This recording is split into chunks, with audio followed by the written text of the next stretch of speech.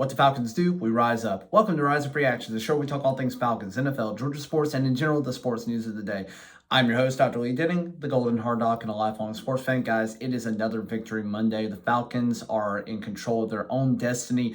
6-3 for the first time since 2016, the year that we went to the Super Bowl. And yes, it was the 28-3 year, whatever, make all your jokes, anything you want to do if you're not a Falcons fan. But it has been 6 years since we have had a winning season, or even been close to sniffing a winning season by this point in the year. Usually by this point, week 9, week 10, we're looking towards the draft. Or, we've been semi-competitive in the division because everybody's been terrible for the last 2 years. So we've been thinking, if we make it, we're going to make the playoffs and then we're going to get knocked out immediately. Not anymore. The Falcons actually look a team that could do something this year. The defense has to tighten up a little bit, but this felt like a more complete game overall. Not too many crazy mistakes. We didn't shoot ourselves in the foot with unnecessary penalties. We had 3 sacks in the game. Caden Ellis was coming alive in this game and looked better than he has in weeks. You had Grady Jarrett, who did go down with an Achilles injury. Hopefully he's not going to be out for any extended period of time. If he is, I do look for guys like Brandon Dorlus to get a shot, as he's been kind of a healthy scratch for the last few weeks here. Arnold Ebiketie getting in the mix there, finally showing how he's been improving as a pass rusher. You have Kirk Cousins, who had a couple of fumbles. Only one of them was lost, but scary in that regard.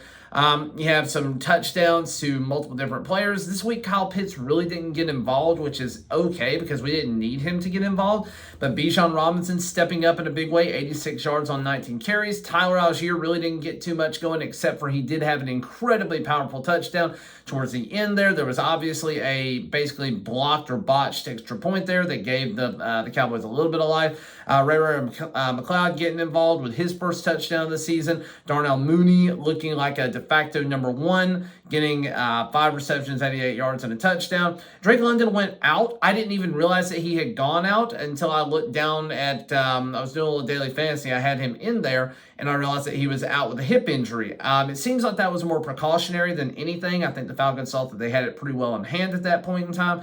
As far as injuries do go, we were pretty cautious this time. We thought Drew Dahlman might be back. He's an incredibly important part of our run game. One of the best, if not the best, run blocking center in the game right now. So once he comes back, we won't have to really focus on outside zone with Bijan too much. We can allow a little bit more inside run zone schemes. That said, Ryan Newsel has done an incredible job at holding down the fort for the past, I think it's been 4 or 5 weeks at this point. We thought Troy Anderson might be coming back. But again, Caden Ellis held it down pretty well. Nate Landman got in on the action. We only had 2 inside linebackers with Rashaan Evans as a backup. If we needed him, he didn't end up seeing the field at all to my knowledge. I don't remember seeing him getting involved at all. Matthew Judon, he got one really good play that I can note.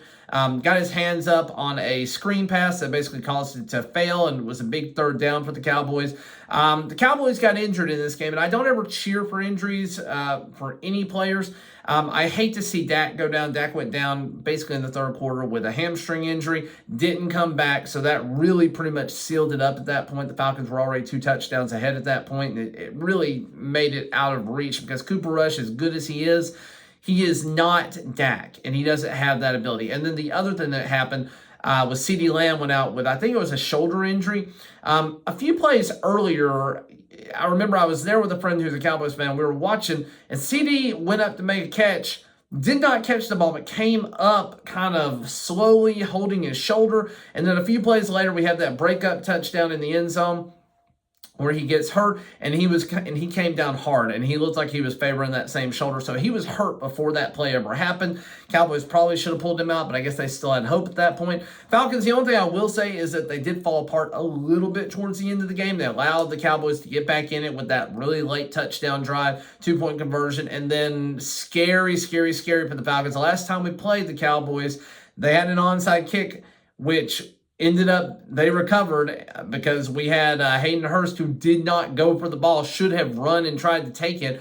Instead, let it cross the 10-yard path, and the Cowboys were sitting right there on it. This time, Kyle Pitts, again, not targeted much in this game, but made a critical game-ending play with the hands team on the onside kick. So regardless of the fact that he did not have the fantasy numbers, he still made an impact in this game and allowed us to win. Guys, 6-3 for the first time in I don't know when. It's been 2016 when I looked back, which again was the year we made the Super Bowl. Kirk Cousins has 3 touchdowns, no picks in this game, 222 yards through the air. He looks good, and I think he is all but locked up comeback player of the year at this point. He would have to suffer a massive injury. Fingers crossed that doesn't happen. You know, he is older, and he is coming off the Achilles injury, so that could be something that limits him, could be something that aggravates later on. We're going to hope that doesn't happen. Looking at our schedule going forward, the Falcons are 6-3. This was a game that I thought we might lose early in the season. I haven't been exactly right, but I did have us finishing at 11-6 or 12-5 based on the schedule. That was with the back half looking easy. The back half's looking a little bit harder now. Just looking, we go to the Saints. It's officially hate week once again. The series is tied right now. We need to beat the Saints, who look lackluster and awful against the Carolina Panthers. They lost that game. If we beat the Saints, they're out of it. No chance whatsoever they have any playoff aspirations. They need to start looking at a rebuild. And I really hope we do that. We need to put the nail in the coffin of them. They're going to be without Chris Olave because Derek Carr basically does nothing but throw balls to his receivers that get them killed. Hate it that he went down too. He's a great player. He's a Saints player, so I don't like him for that reason, but I hate that he went down, especially trying to make a good catch on a ball where his quarterback is trying to get him killed over the middle, throwing into traffic. Again, Derek Carr coming back for his first game. He's probably going to be a little bit better next week. Taysom Hill, we got to find a way to stop him next week because absolutely, if you're doing daily fantasy, I can almost guarantee you pick Taysom Hill. He's probably going to have 50 yards and a touchdown against us at least, plus some receptions. They just use him incredibly well, and Atlanta, for whatever reason, does not have an answer for him. But we got to find an answer for Taysom Hill as we go forward. So I think we will win that game. I think we should be 7-3. Then we go to the Broncos right before our bye week. And again, we may not have Drake London next week. It's kind of questionable up in the air. He's probably going to be fine, but if we need to hold him out, I understand. Hopefully we don't have to, and we have our full complement of weapons going into that game because we're going to need everything we have to win that one. But then we go to the Broncos, and Sean Payton has had the Falcons number for a long time. Granted, it was with different personnel, different coaching schemes, but he has always found a way, regardless of who the coach was, regardless of who the personnel was, to kind of have the Falcons number. And, they lost pretty badly to Baltimore yesterday, but that feels like it could be a trap game coming to Denver, coming off of hopefully an emotional win in New Orleans. So that's one that I think we could lose. On paper, we should not lose either of the next 2 games, but we could lose either or both of them. I don't think we'll lose both. I think we'll probably lose one, though, just coming off of some sort of emotional spectrum here. I just feel like one of those games may be a trap for us. Then we go with a bye week, come back first part of December, get the Chargers at home. That one I do think we will win. I think they've already had their bye. They're going to be tired, could be hurt. You don't know. They're going to have to come across country. It's an early game for them where they're coming from. It'll be 10 a.m. their time. So I do think us coming off a bye rested, we should win that game. The week after that, we go to the Vikings. That's going to be a tough game. They're coming off of a good win yesterday, so they're still very much alive in the NFC North. They moved back into the number 2 spot with the Packers losing to the Detroit Lions. So they're back in the driver's seat of their own destiny for the playoffs there. Again, they should be a tough team, and Kirk will it's either going to be a revenge narrative for Kirk or a revenge narrative for the Vikings, however you want to look at it. That's a tough one. Then we go to the Raiders. I have tickets for that game. I'm going to that game. I hope it's a Monday game. It's probably going to get flexed out, and we're going to have to change up our Sunday plans. Hopefully it's not Saturday because we're all flying in Saturday to go to that one. I feel like they can't really do that. There's no Saturday game set for that one right now, even though it is December 15th. There shouldn't be a lot of college football, if any college football action at that point. But I do think they could flex that into a Sunday schedule. Again, I hope not. There's 2 Monday night games that week, but that's a game we should win. Then we come back home right before Christmas, play the Giants. We should beat the Giants. And then we go to the Commanders, which could be jockeying for number 2, number 3 seed in the NFC for playoffs. I do think the Lions are probably going to run away with it and get the first overall seed. I just don't see them losing enough games for it to matter and for us to have any tiebreakers over them. And then we get the Panthers at home. And, again, I'm not a big fan of resting starters in Week 18. I have not seen that go well for any teams. It feels like you lose momentum. You don't gain momentum. The only thing I would say, if people are looking like they're getting hurt or about to get hurt, then you can pull them out, but I'm not a big fan of resting starters at all. I just don't know that that's really ever worked out for a team going into the playoffs. Seems like the teams who have had to fight and be gritty going into the playoffs are the ones that make the best run. But that's just my thoughts on it. But again, we should win. So if we look back at that, I think right now we're looking at, right before the bye, one of these two games we may lose, but I do think we'll be 7-4 going into the bye. 8-4 coming out against the Chargers. 8 or 9 wins against the Vikings.